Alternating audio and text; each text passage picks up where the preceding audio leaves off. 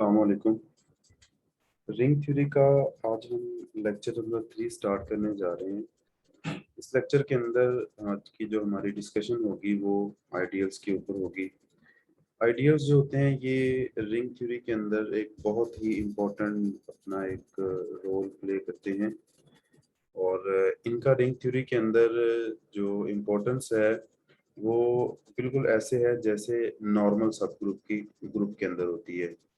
इसको हम डिटेल से देखते हैं कि आइडियल जो होते हैं वो किस तरह से इम्पोर्टेंट हैं। पहले कुछ डेफिनेशंस हैं, उनको देख लेते हैं। सबसे पहली डेफिनेशन है हमारे पास आइडियल की कि आइडियल होता क्या है। तो basically a non-empty subset I of a ring R is called a right ideal of R। कि आइडियल जो होता है ना वो रिंग का एक सबसेट होता है और वो सबसेट कुछ इस तरह का होता है कि जो दो इन एक्सियम को सेटिस्फाई कर रहा होता है। अब ये दो एक्सियम है क्या? सबसे पहले है कि अगर आप उस सबसेट में से दो एलिमेंट लेते हैं ए और बी, तो जब आप उनको माइनस करेंगे तो आपका जो आंसर होगा वो उसी सेट से ही बिलोंग करेगा। मेंस के एक ऐसा सबसेट जो कि अंडर सब्ट्रैक्शन क्लोज होगा। ये पहली प्रॉपर्टी होगी। दूसरी प्रॉपर्टी हमारे पास ये होती है कि अगर आप एक एलिमेंट जो होते हैं वो उस आइडियल से ले लें, उस सबसेट से ले लें, और एक एलिमेंट आप उस रिंग आर से ले लें, और इनकी जो प्रोडक्ट होगी वो बिलोंग करेगी आइडियल को। मीन्स के ये जो सबसेट है ये क्लोज होना चाहिए अंडर सब्ट्रैक्शन एंड क्लोज होना चाहिए अंडर स्केलर मल्टीप्लिकेशन। तो रिंग का ऐसा कोई भी सबसेट जो इन दो प्रॉपर्टीज को सेटिस्फाई कर रहा होगा, हम कहेंगे कि वो सबसेट जो होता है रिंग का आइडियल है। अब ये आइडियल एक लेफ्ट आइडियल होता है, एक राइट आइडियल होता है। ये डिपेंड करता है कि आप ऑपरेशन किस तरह से लगा रहे हैं। अंडर सब्ट्रैक्शन वाली प्रॉपर्टी दोनों के अंदर सेम होगी, राइट आइडियल में और लेफ्ट आइडियल में। सिर्फ सेकंड जो प्रॉपर्टी है उसका जो है ना वो डिफरेंस होगा। तो I is called two sided or both sided ideal of R if it is both left and right ideal। Means के अगर हमारे पास कोई ऐसा सबसेट हो कि अगर हम उसको लेफ्ट साइड से मल्टीप्लाई करें या राइट साइड से मल्टीप्लाई करें तो उससे कोई प्रोडक्ट पे कोई फर्क ना पड़े, तो हम उसको सिंपल कह देते हैं कि वो एक आइडियल है, या उसको टू साइडेड आइडियल भी कहते हैं या बोथ साइडेड आइडियल भी कहते हैं उसको। नेक्स्ट हमारे पास इसकी कुछ एग्जांपल्स हैं कि किसी भी रिंग के अंदर हमें पता है कि ये दो उसके सब रिंग होती हैं, एक ये वाली और एक ये वाली, और ये दो उसके आइडियल्स भी होते हैं, एक ये वाला और एक ये वाला, क्योंकि ये इस आर का सबसेट है और ये आइडियल की दोनों कंडीशन को सेटिस्फाई करेगा ये वाला सेट। आर भी क्योंकि हर सेट अपने आप का सबसेट होता है, तो ये आर भी इस आइडियल की दोनों कंडीशन को सेटिस्फाई करेगा। तो लिहाजा हमारे पास कोई भी रिंग होगी तो उसके अंदर दो आपके पास ऐसे आइडियल्स होंगे जो बोथ साइडेड होंगे, लेफ्ट आइडियल भी और राइट आइडियल भी।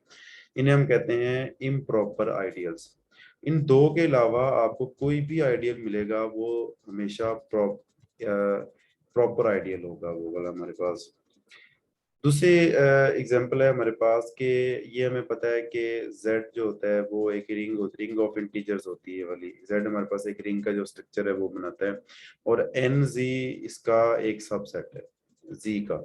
मींस आप 2z कैलकुलेट करेंगे, 3z 4z 5z, z को 2 से, z वाला जो सेट है इसको 2 से मल्टीप्लाई कर लें, 3 से कर लें, 4 से कर लें, तो वो z का सबसेट बनेगा। अब वो ना सिर्फ इसका सबसेट बनेगा बल्कि वो एक सब रिंग भी होगी, और एन जी जो होता है वो इस जी का आइडियल भी होगा, क्योंकि एन जी जो है वो आइडियल की दोनों कंडीशन को सेटिस्फाई करेगा। उसके बाद एक इम्पोर्टेंट है हमारे पास पॉइंट है कि एन आइडियल इज ऑलवेज सब ring but converse is not true. Ideal जो होता है ना वो हमेशा एक सब रिंग होती है, सब रिंग होता है, लेकिन जो सब रिंग हो तो लाजमी नहीं कि वो हमारे पास एक आइडियल हो। अगर आपको सब रिंग का क्राइटेरिया याद हो तो उसमें हमने देखा था कि वो एक तो अंडर सब्ट्रैक्शन जो है वो क्लोज होता है, सब रिंग जो होती है, और दूसरा उसमें हमने मल्टीप्लिकेशन को देखा था। तो आइडियल जो होता है वो ऑलवेज एक सब रिंग होती है, लेकिन सब रिंग हो तो वो लाजमी नहीं आइडियल हो। हमारे पास इसकी एक एग्जांपल है, लास्ट लेक्चर के अंदर हमने देखा था कि ये सेट ऑफ इंटीजर जो होता है ये सेट ऑफ रैशनल नंबर का की सब रिंग होती है ये वाली। लेकिन सेट ऑफ इंटीजर जो है वो इसका सब रिंग नहीं होता। क्यों नहीं होता? सब रिंग की हमने एक सेकंड एक्सियम था हमारे पास, आइडियल का सेकंड एक्सियम था हमारे पास कि अगर आप एक एलिमेंट जो है वो आइडियल से ले लें, एक एलिमेंट जो है वो आप आर से ले लें, रिंग से ले लें, तो दोनों की जो प्रोडक्ट है वो आइडियल से बिलोंग करनी चाहिए। अब यहाँ पे हम आइडियल चेक कर रहे हैं सेट ऑफ इंटीजर को, तो एक एलिमेंट सेट ऑफ इंटीजर से ले लिया और एक एलिमेंट हमने सेट ऑफ रैशनल नंबर से ले लिया। जब हमने दोनों को मल्टीप्लाई किया तो हमारा आंसर आया 3/2। अब ये आंसर बिलोंग करना चाहिए था जी को, लेकिन इस जी के अंदर 3/2 टाइप के एलिमेंट नहीं होते, तो लिहाजा ये जी जो होगा ये सब रिंग तो है सेट ऑफ रैशनल नंबर की, लेकिन ये उसका आइडियल नहीं है। और एक और इम्पोर्टेंट पॉइंट है कि जो आइडियल होते हैं ये ट्रांजिटिव रिलेशन नहीं होता। ट्रांजिटिव रिलेशन एक ऐसा रिलेशन होता है जिसमें हम तीन एलिमेंट लेते हैं, let's suppose A B C. तो ए का अगर बी के साथ रिलेशन है और बी का सी के साथ रिलेशन है तो ए का सी के साथ रिलेशन होगा, ये हम ट्रांजिटिव रिलेशन कहते हैं। लेकिन जो आइडियल का रिलेशन होता है ना ये ट्रांजिटिव नहीं होता। मींस कि अगर ए बी का आइडियल है और बी सी का आइडियल है तो ए सी का आइडियल हो ये लाजमी नहीं है। तो ये हमारे पास जो है ना ट्रांजिटिव रिलेशन नहीं होता। नेक्स्ट हमारे पास एक आइडियल की डेफिनेशन है प्रिंसिपल आइडियल। अब ये प्रिंसिपल आइडियल क्या होता है कि let R be a commutative ring with unity and a belong to R then the set. ये हमारे पास जनरेटर की साइन होता है, और ये एक एलिमेंट है। अब देखें आइडियल को हमने डिफाइन किया था कि आर का सबसेट होता है। तो अगर हम आर का सबसेट वो खुद ही आर ही ले लें तो क्या होगा? उसमें से हमने एक एलिमेंट लिया, उस एक एलिमेंट को हमने आर के बाकी तमाम एलिमेंट के साथ मल्टीप्लाई कर दिया, तो जो हमारे पास एक सेट बनेगा वो एक आइडियल होगा। वो क्लोज होगा अंडर सब्ट्रैक्शन और वो क्लोज होगा अंडर स्केलर मल्टीप्लिकेशन, क्योंकि जो हम सबसेट ले रहे हैं वही रिंग ही हमारा सेट है और वही रिंग हमारे पास एज अ सबसेट के तौर पे ले रहे हैं। तो इस तरह से जो आपके पास आइडियल जनरेट होगा उसे हम कहेंगे principal ideal generated by an element a. कि आपने एक एलिमेंट लेके उसके बाकी तमाम एलिमेंट से मल्टीप्लाई किया, जो सेट आपके पास आया वो एक आइडियल होगा और उस आइडियल को हम कहेंगे प्रिंसिपल आइडियल। नेक्स्ट हमारे पास है डेफिनेशन प्राइम आइडियल।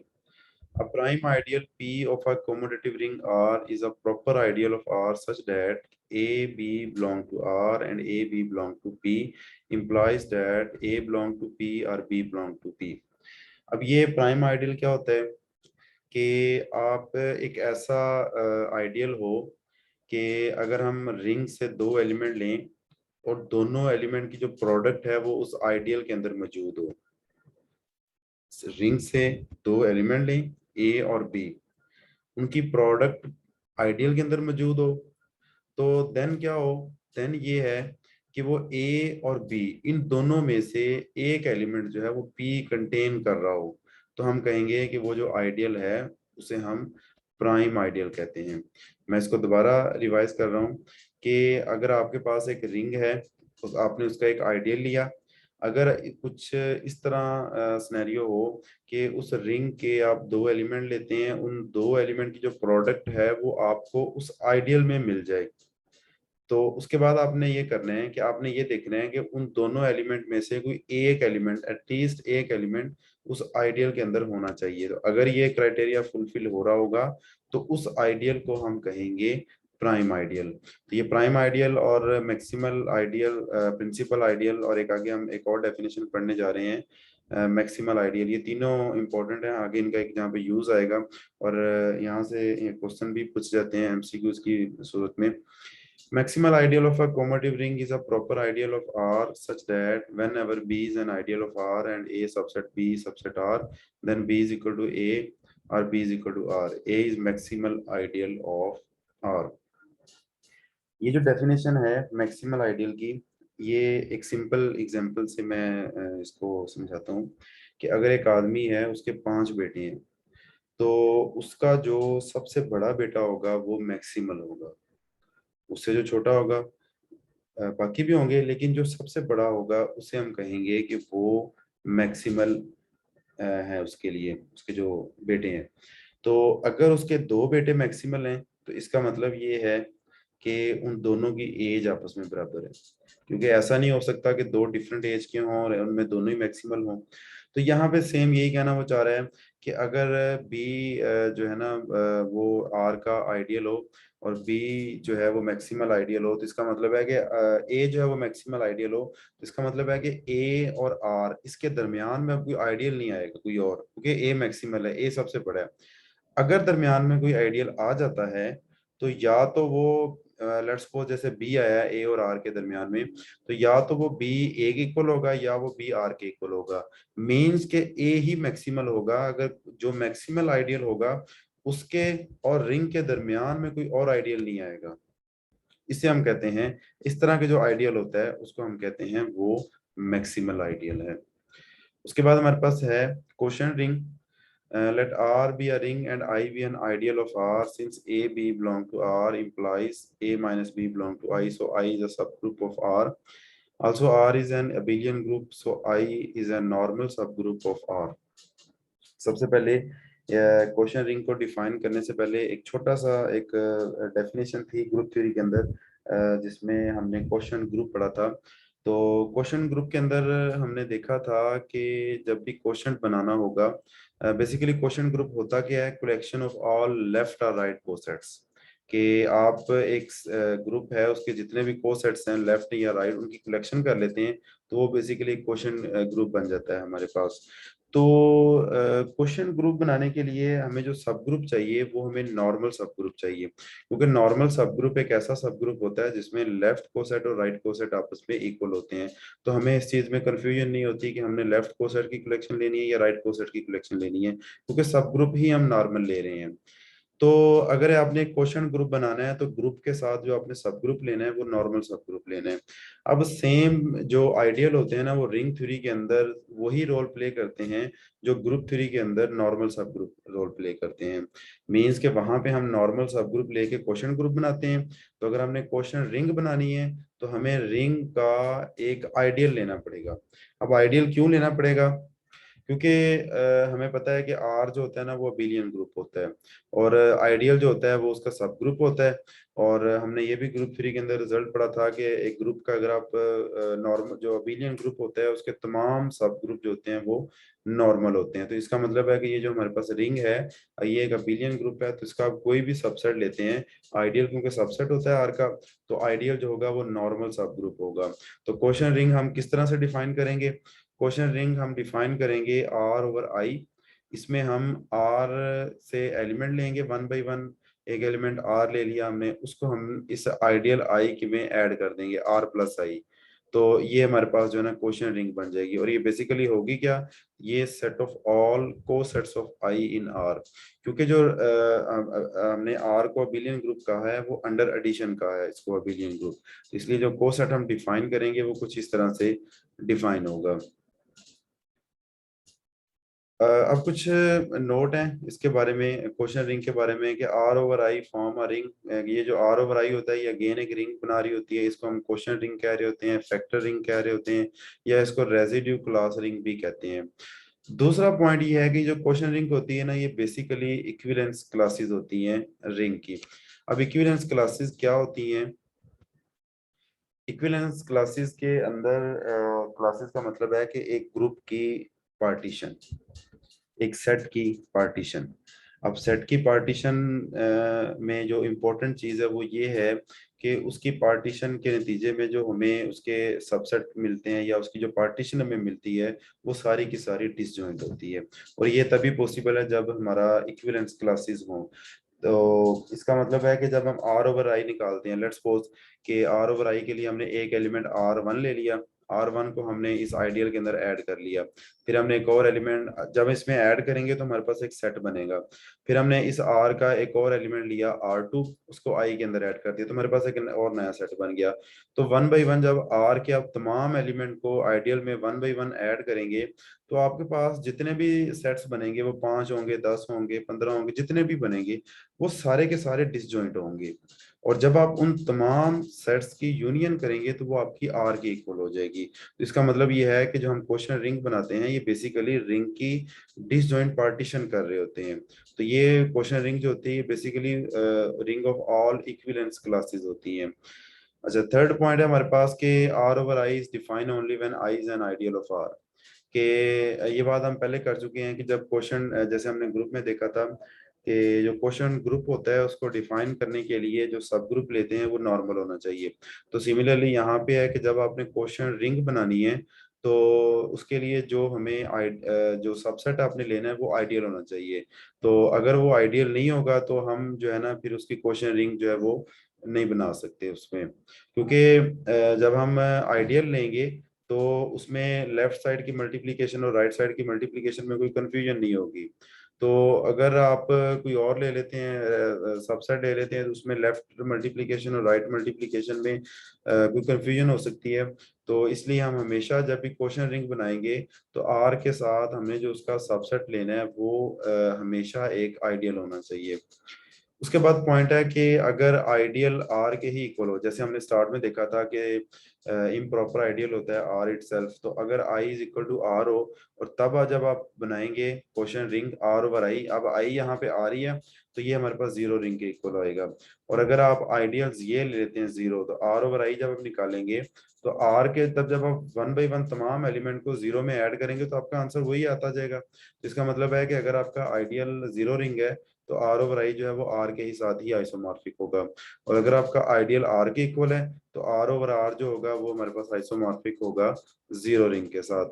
अब लास्ट वाले दो इंपॉर्टेंट जो है ना पॉइंट हैं जो कि पेपर के अंदर एमसीक्यू पूछे जाते हैं कि अगर आपके पास एक कॉमोडेटिव रिंग हो विद यूनिटी और ए उसका कोई आइडियल हो तो आर ओवर ए एक इंटीग्रल डोमेन होगी if and only if A is prime ideal. और आर ओवर ए फील्ड होगी if and only if A is maximal ideal. अब यहाँ पे ये आपने याद रखना है कि अगर आप जो आइडियल ले रहे हैं अगर वो प्राइम आइडियल है, इनके एक प्राइम आइडियल की आपने रिंग के साथ क्वेश्चन बनाई है तो वो जो आर ओवर आई हमारे पास आर ओवर ए बनेगा, जो रिंग बनेगी वो हमारे पास इंटीग्रल डोमेन होगी। और लेकिन अगर आपने मैक्सिमल आइडियल लेके आर के साथ क्वेश्चन रिंग बनाई है तो वो जो आपके पास आइडियल बनेगा वो आपके पास एक फील्ड बनेगा। तो ये इंपॉर्टेंट है, पूछा जाता है कि जी अगर आपका आइडियल प्राइम हो, प्राइम आइडियल हो तो जो क्वेश्चन रिंग बनती है वो किस तरह की बनती है। या इस तरह पूछा जाता है कि अगर आपका आइडियल जो है वो एक मैक्सिमल आइडियल हो तो जो क्वेश्चन रिंग बनेगी वो किस तरह की बनेगी। तो प्राइम आइडियल के साथ जो क्वेश्चन रिंग बनती है वो इंटीग्रल डोमेन होती है और मैक्सिमल आइडियल के साथ जो क्वेश्चन रिंग बनती है वो हमारे पास फील्ड होती है। उसके बाद नेक्स्ट हमारे पास एक डेफिनेशन है इंपॉर्टेंट है कि एनीहिलेटर्स। एनीहिलेटर्स होते हैं कि अगर आप एक रिंग आर है उसका आप सबसेट ले लेते हैं एस जो कि नॉन एम्प्टी है तो इस एस का जो एनीहिलेटर होगा